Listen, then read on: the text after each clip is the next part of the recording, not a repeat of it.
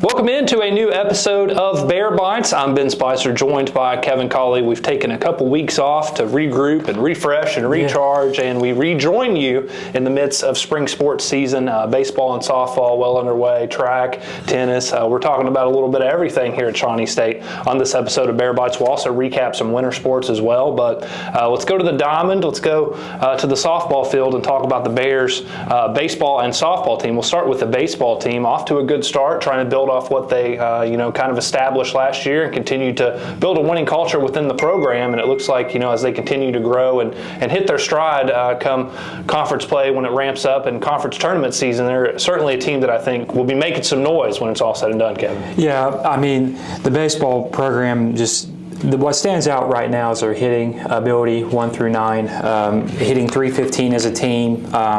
They were top 50 in batting average, and they're right on the fringes of the top 50 in the NAI and batting average, which is impressive. I don't care what conference you're talking about. And when you have 4 or 5 guys with on-base plus slugging numbers of above 1,000, it shows that guys not only can get on base or can hit for power, but get on base. It starts at the top of the lineup with Nolan Tressler having 5 home runs and over 25 RBI from a leadoff position is just absolutely electric.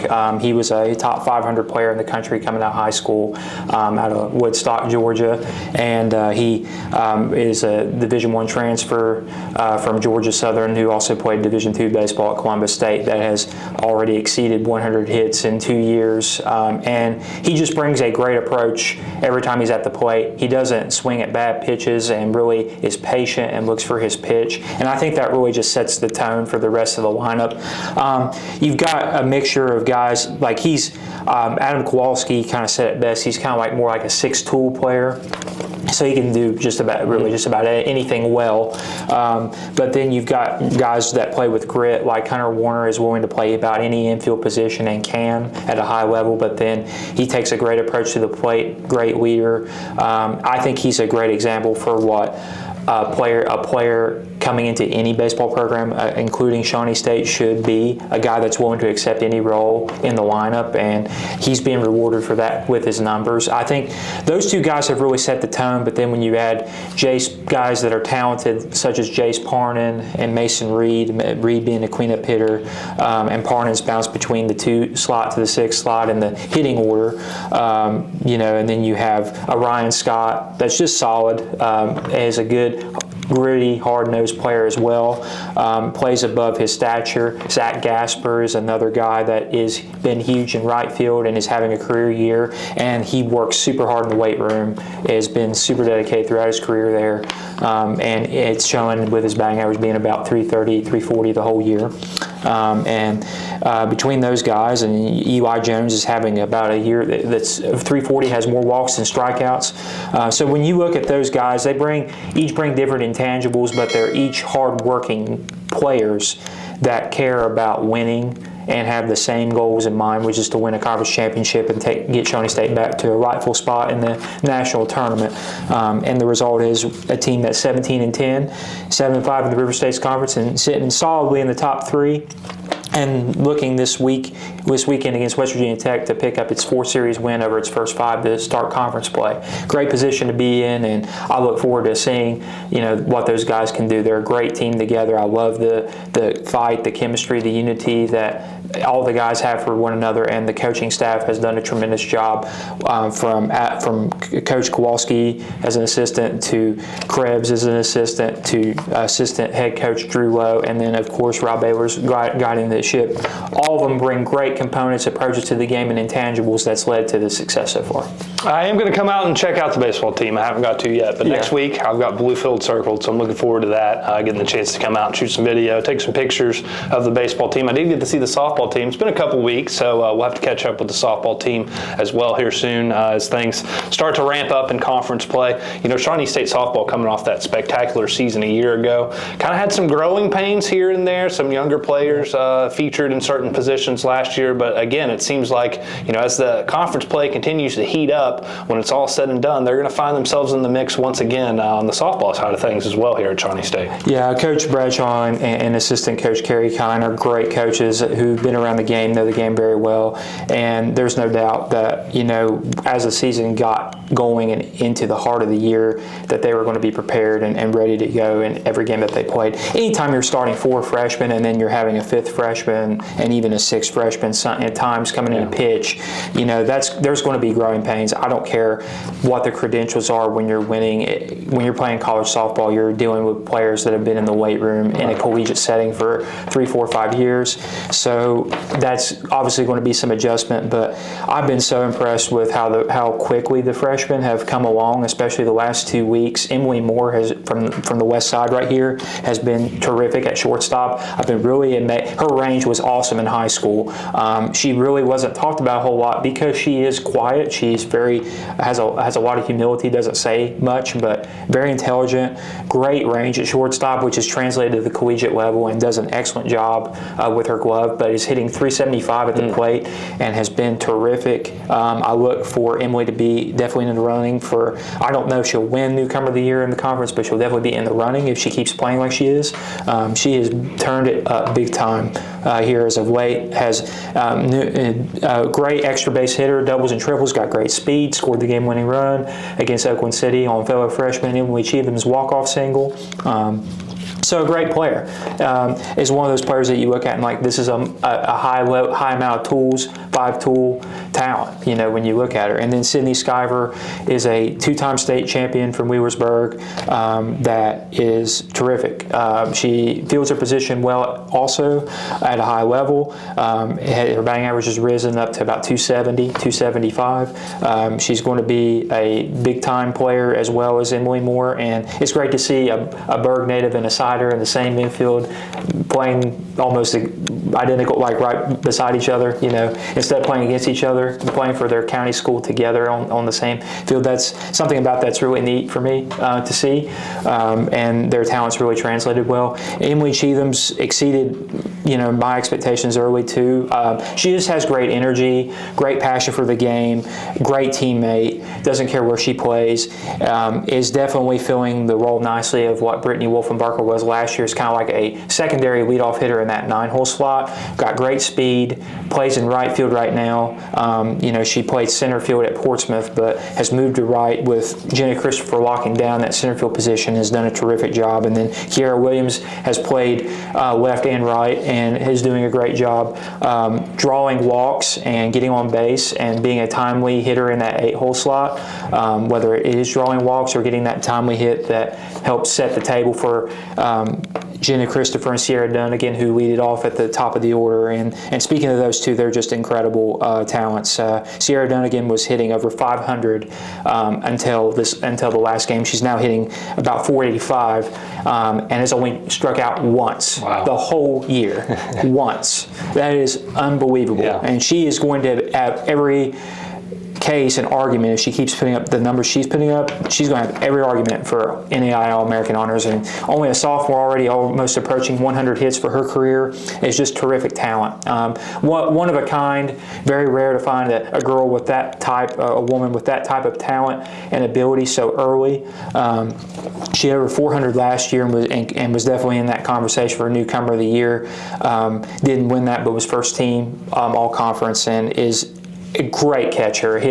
Fields over 980 at the toughest position arguably to field on the entire diamond, so does a terrific job. Jenna Christopher has already won Player of the Week honors, and she's hitting over 430, and one stretch she was 8 for 8 in the series against Indiana Southeast, which got her those Player of the Week honors, and she is fast. She was the leadoff hitter last year. This year she has moved to the 2 slot, and it's working right now for Shawnee State as Coach Bradshaw and Coach Kine made a great adjustment there that's paid off, moving Sierra Dunnigan from the 3-hole as a power hitter, kind of has some power qualities, to the 1 slot, and then put Jenna Christopher in the 2, and the lineup's really quick since then, so they've kind of stuck with that, and it's continued to gel as it's shown both the 5 straight wins here and the series splits with Oakland City and Midway, the series wins over Brescia and West Virginia Tech to sweep.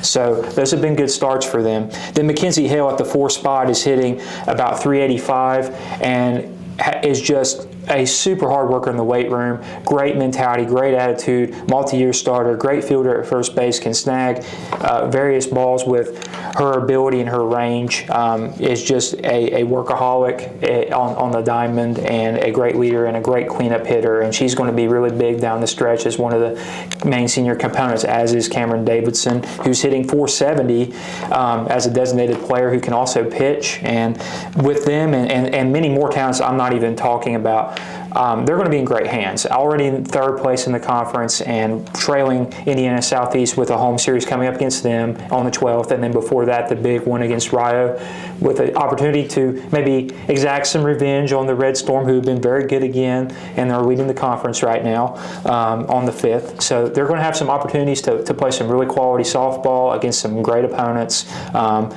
beginning with this weekend when they make the trip up to the Hoosier State and play St. Mary Woods and Indiana Columbus on Friday and Saturday. Let's talk about Shawnee State track and field, and this is a team that's encompassed both of those areas, track and field. They've had a lot of success in track events, a lot of success in field events. So kind of update us on what's going on the SSU track and field teams. I was excited to catch the action at Cumberland's with you at the early spring meet. You did an outstanding job covering everything, and we appreciate everything that you do, Ben, for all the sports. But in regard to what they've done so far, Alan Austin has been just a monster as far as his throwing numbers, throwing over 51 meters in the discus, over 167 feet, which is a personal best, a school record, and he's third in the country in the event. He finished 10th last year at Nationals, and I know that really upset him, and he basically just was literally like one spot off of the final cutoff to make it to finals. The top 9 go to finals, so he's hungry. He is. I think that's actually been really good for him because it's given him something to shoot for. Right. And he's taken full advantage. And the moment he left the Nationals, he was ready to get back to work and continued to work, and it's showing in his numbers. I wouldn't be shocked if he hit 53 in meters in the discus. I think he has that in him. I thought his throwing form was, from what I could tell, was very impressive at the early spring meet, and he's only continued to improve on those numbers as evidenced last weekend. So I just look forward to seeing what he can do. He's got a great mentality. The whole team, both men and women, have great mentalities in place right now, and Alan's a key to that. But Luke Rader as well. Luke being 8th in the country and an NAIA All-American in indoor long jump, but he's also a guy that is going to be able to do multiple events and contend for NAIA All-American honors. I think beyond the long jump, I think he's got potential to be a great 110-meter hurdleist. He can compete in that. He's a great relay runner. He can be used in that role also, but it's just a guy that Minford has been, as we've seen with the boys basketball team success, and then guys like Peyton Cottle and Miles Montgomery and Bennett Kaiser, they've been on a great run of talent out there, and that has been developed as well. And we've been lucky enough to have Luke, and Luke has done a great job under his former high school track coach Jesse Ruby, developing with Connor Flynn's help, and then Coach Dean Freitag, who's left for opportunity, but he had been helping. So he's going to be a guy that definitely could contend for NAIA All-American honors and outdoor long jump, and then be definitely a threat in other events also. I really like what Eli Atkins is offering in the high jump. I think he's a guy that can hit a B standard or possibly more in that event. He finished as a runner-up last week, or this past meet in that event, and is a guy who's just jacks.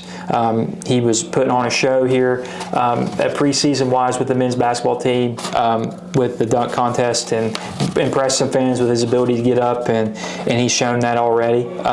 So those field events between those three right there on the men's side, then Jana Bailey on the women's side, who already has won River State's Conference Field Athlete of the Week along with Alan on the men's side. She's done a great job out of Rock Hill. So you got four natives right there, all local, within from Pike, Sato, and Lawrence County and Greenup County, Kentucky, that are just killing it right now in the field events. And then track-wise, the Lenoy triplets, Isaiah, Trevor, and Caden Lenoy are Again, off to a great start. Dylan French is out to another excellent start. He set personal best in the 800 and 1500 meter runs, and Isaiah won the 3,000 meter steeplechase and beat about over a half dozen NCAA Division I athletes. So, Allen beat 37 at the throwers at the Charlotte 49er Classic. So those are impressive that those guys are doing that and competing against teams that have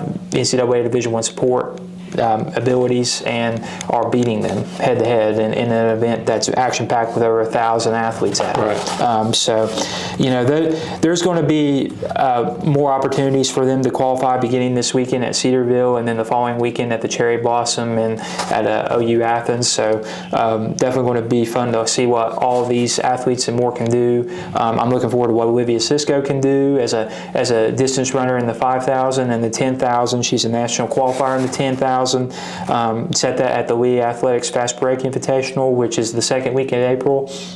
And I'm sure she'll be back there running again. And then the Jesse Owens Classic is a huge event for our team as well at Ohio State. So, I look forward to seeing what these guys and girls can do as the competition ramps up and they face even more talent from across the Midwest and the Northeast and the Southeast. Absolutely. Let's recap some winter sports now. Let's talk about the men's and women's bowling programs, both making some strides. Some set some program records as well. Yeah, so, Sam Clay officially set that single season program record average, and then the men's bowling program finished 11th in their USBC, United States Bowling Congress sectional, which is called the Intercollegiate Team Championship Sectional at Smyrna, Tennessee, which is where the Bears usually end up being placed. I think each of the 3 years they've qualified, they've ended up in Smyrna.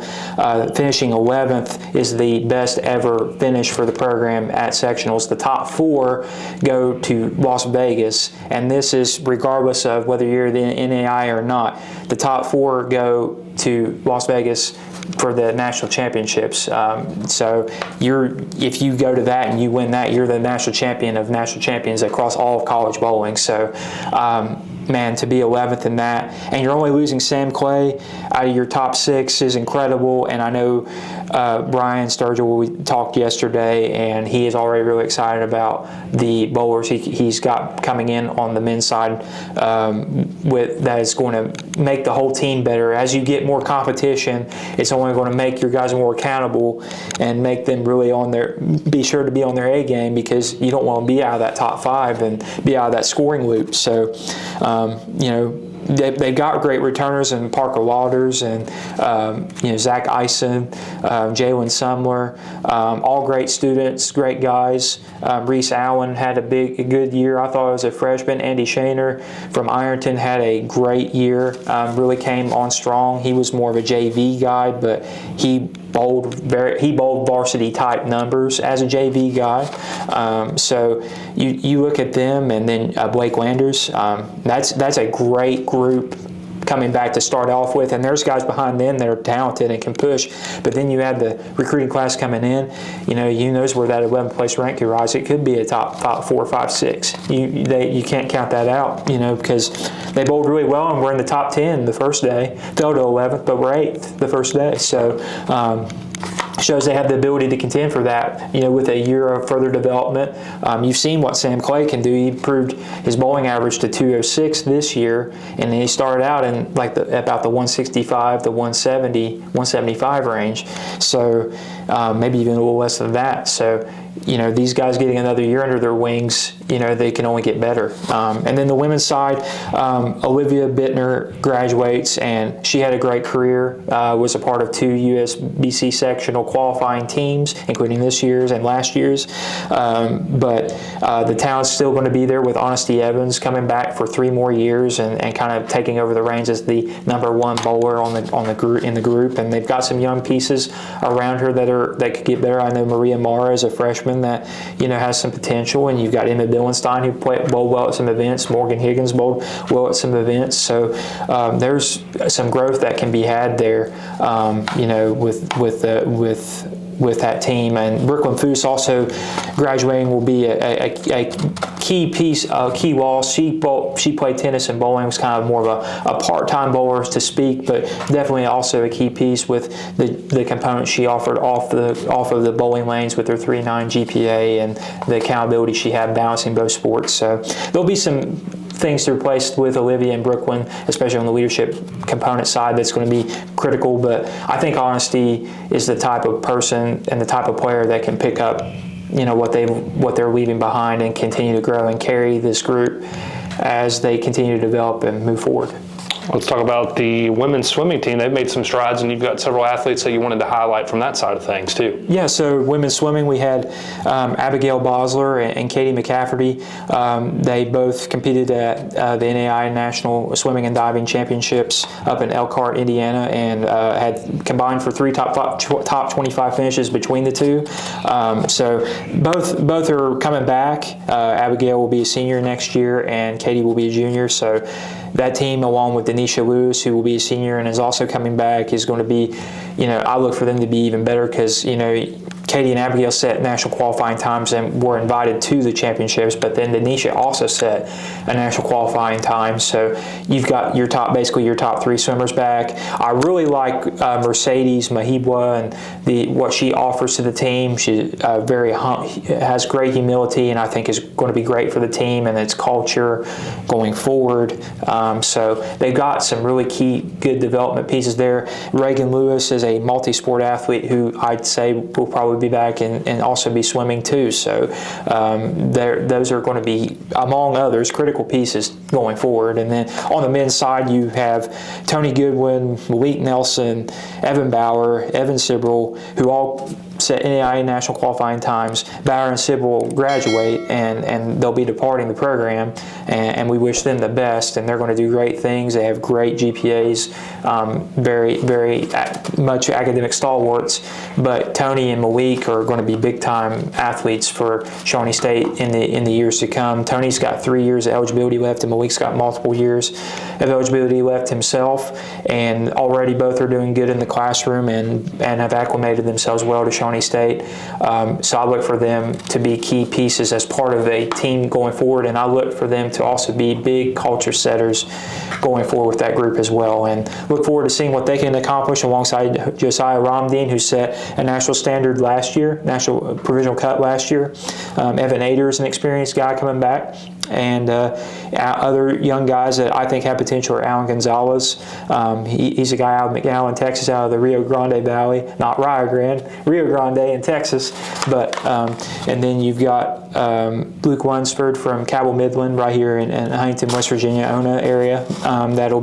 Could be big time as well in distance events and as well as others. So looking forward to seeing what they offer. We'll close out talking a little bit about some Shawnee State hoops on the mid side.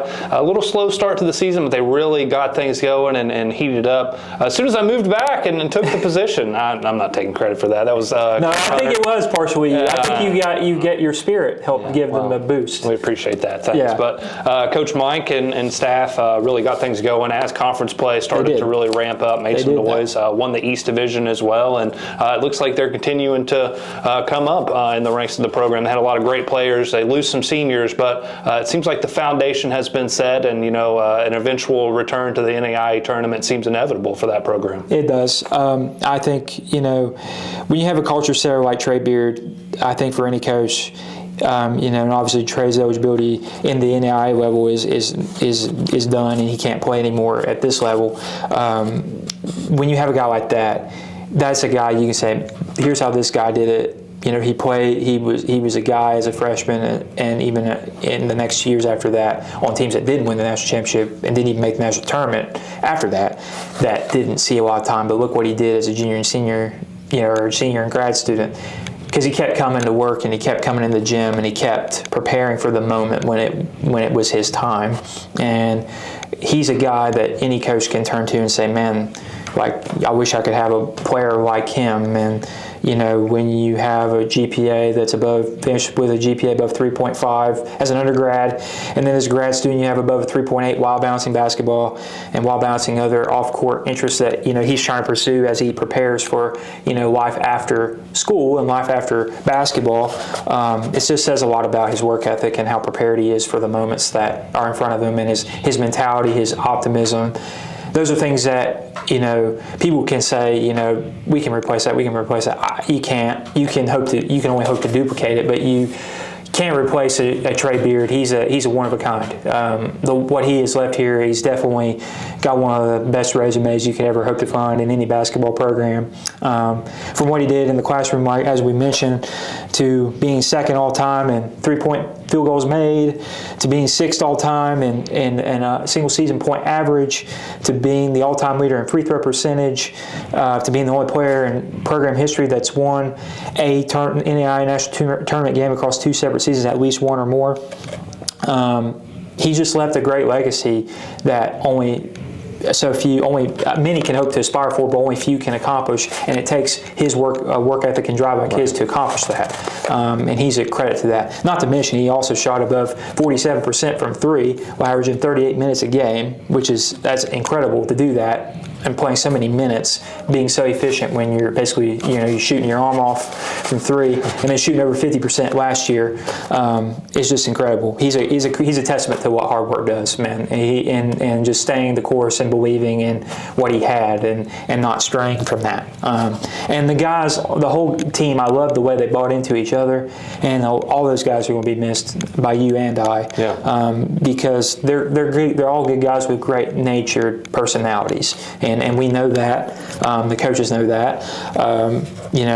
The guys stand out to me, you know, right now is, you know, I love Elkin Ramirez. You know, he didn't have probably the individual season that he wanted. He probably didn't have the individual role that he hoped he'd have, but he took that role on for the betterment of the team, and good things happen, and great things are going to happen for him. AJ Belton, he was physical and played hard every game, and probably didn't get the amount of shots he probably would want every game, I'd say. But he took on a role that made the team better, and again, he benefited from that, and he's going to benefit from that.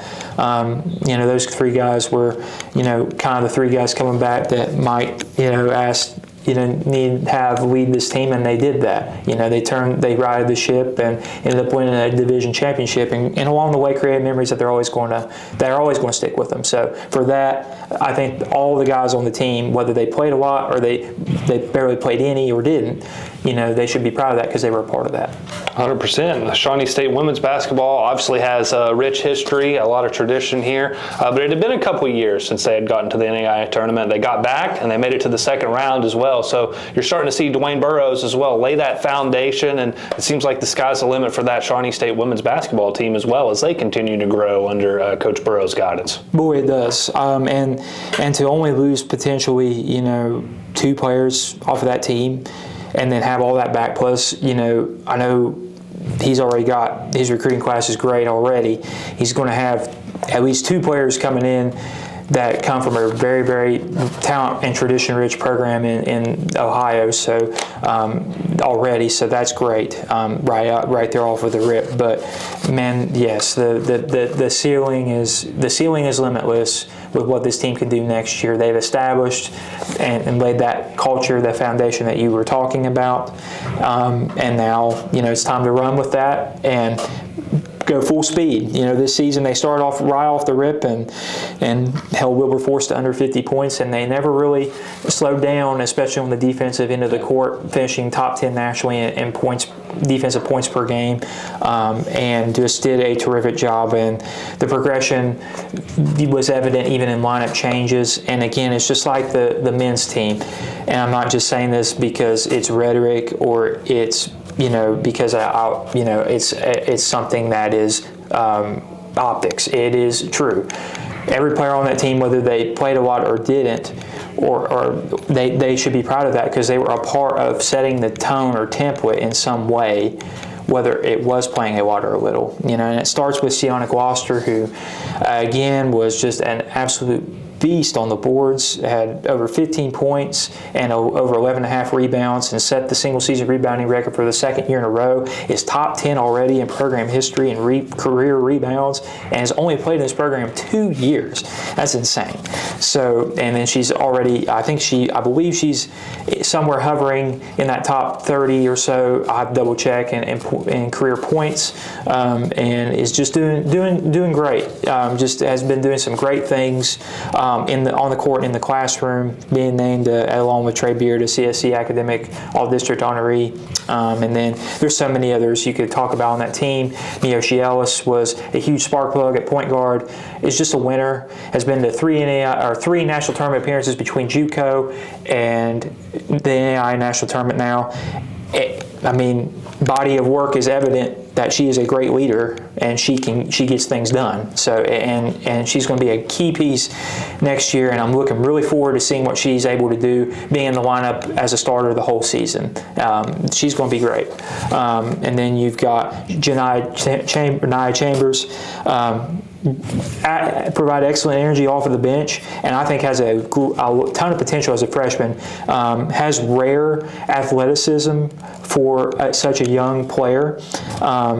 Beyond wearing the same number as one Braxton Miller that also graduated from Huber Heights Wayne, has athletic components that are going to be really key for this team, doing what they like to do and setting a tone defensively. Lauren Hawthorne is a great stretch forward that's been huge in her play. And then there's so many more, from Jariah Steele's physicality to Lexi Deaver and Emily Maynard, their time with shooting from three, and their defense as well. All three great, also CSC Academic All-District honorees, Emily, Jariah, and Lexi. You've got even freshmen down the line that didn't see as much time, like Jaden Tucker and Addison Edmondson and Molly Howard, that will be key components coming back. And then Sanaya Gregory and Jada Johnson are going to be huge components going forward, as they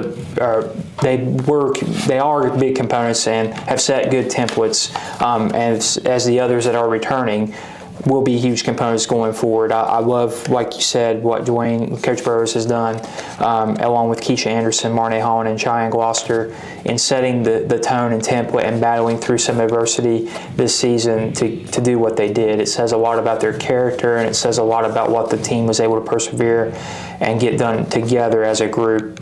And for that, they deserved all their flowers, and everything that they've gotten this year they've earned. So I know they definitely were appreciative and very thankful, but we were also thankful to watch them this year and see what they could do, and getting Shawnee State back to the second round for the first time since 2021, and then winning the most games for the first time since 2020, winning this many games, won 29 in 1920, and now won 28 this year. Quite an accomplishment. Absolutely, and we appreciate you guys for tuning in to this episode of Bear Bites. We'll be back sooner than we were the last time, talking more Shawnee State spring sports. For Kevin Colley, I'm Ben Spicer. Thanks for joining us, and we'll see you back here next time for another Bear Bites.